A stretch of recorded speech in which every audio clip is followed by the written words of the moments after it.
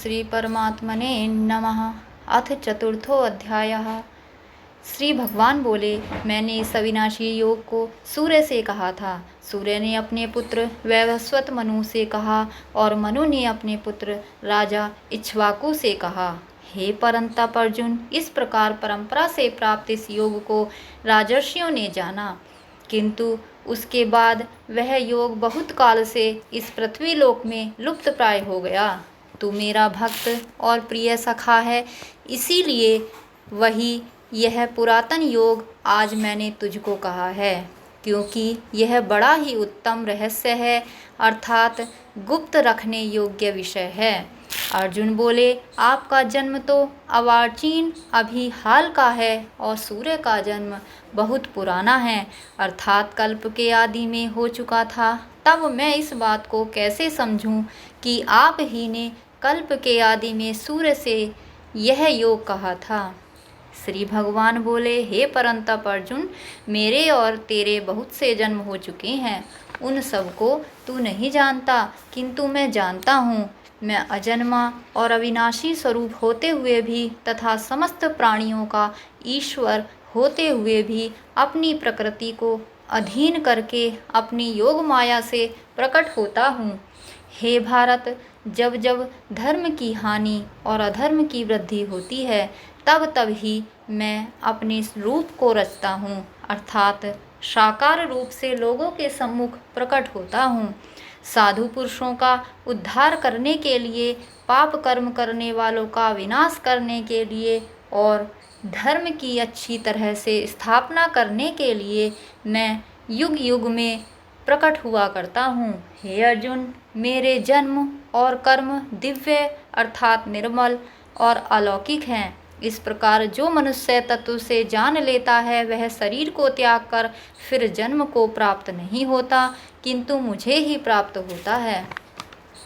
पहले भी जिनके राग, भय और क्रोध सर्वथा नष्ट हो गए थे और जो मुझ में अनन्य प्रेम पूर्वक स्थित रहते थे, ऐसे मेरे आश्रित रहने वाले बहुत से भक्त उपर्युक्त ज्ञान रूप तप से पवित्र होकर मेरे स्वरूप को प्राप्त हो चुके हैं।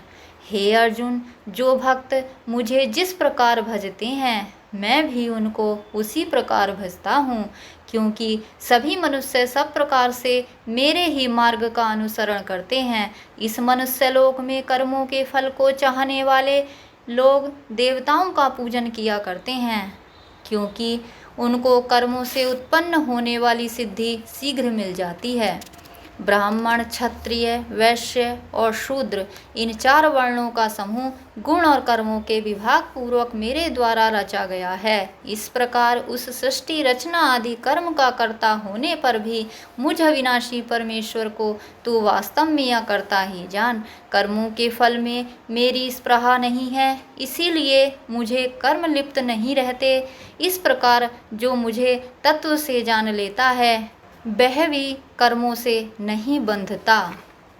पूर्व काल में मुमुक्षुओं ने भी इस प्रकार जानकर ही कर्म किए हैं, इसीलिए तू भी पूर्वजों द्वारा सदा से किए जाने वाले कर्मों को ही कर।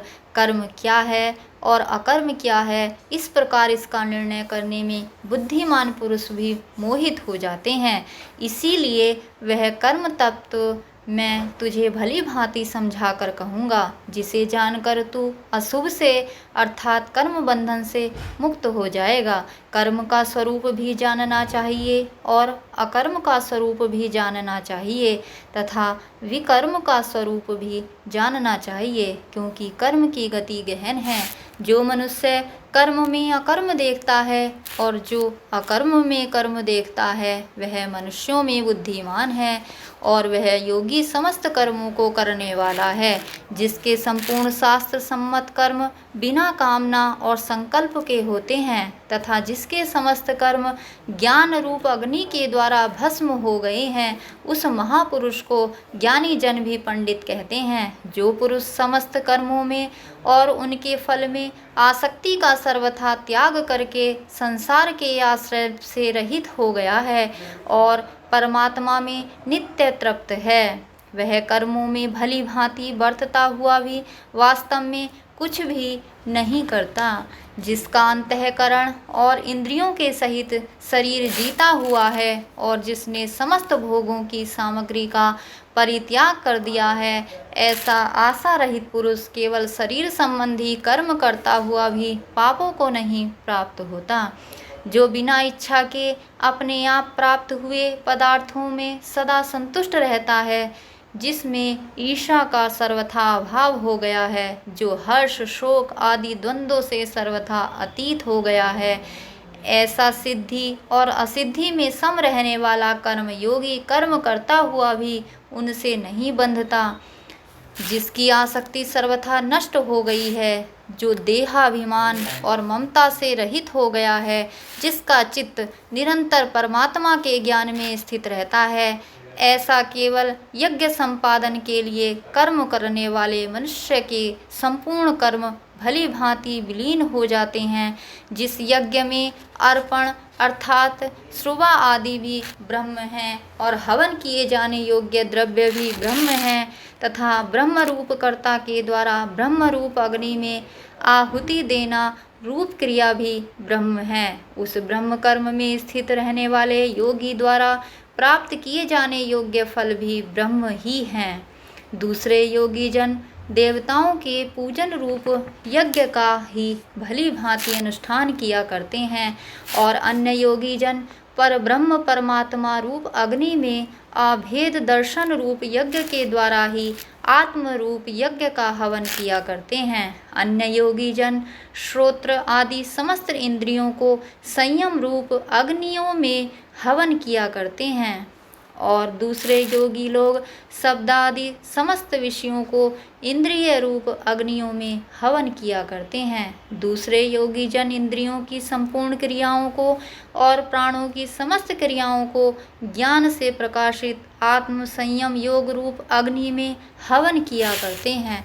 कई पुरुष द्रव्य संबंधी यज्ञ करने वाले हैं, कितने ही तपस्या रूप यज्ञ करने वाले हैं तथा दूसरे कितने ही योग रूप यज्ञ करने वाले हैं और कितने ही अहिंसादि तीक्ष्ण व्रतों से युक्त यत्नशील पुरुष स्वाध्याय रूप ज्ञान यज्ञ करने वाले हैं। दूसरे कितने ही योगी जन अपान वायु में प्राण वायु को हवन करते हैं, वैसे ही अन्य योगी जन प्राण वायु में अपान वायु को हवन करते हैं तथा अन्य कितने ही नियमित आहार करने वाले प्राणायाम परायण पुरुष प्राण और अपान की गति को रोककर प्राणों को प्राणों में ही हवन किया करते हैं। ये सभी साधक यज्ञ द्वारा पापों का नाश कर देने वाले और यज्ञों को जानने वाले हैं।